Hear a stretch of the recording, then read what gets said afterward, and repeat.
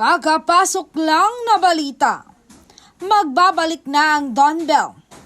Ayon sa Vice President ng Bubblies na si Darla Soler, ayon sa kanyang post sa kanyang social media account sa X na dating Twitter, "You miss Don Bell? You must definitely not miss our live episode on February 1.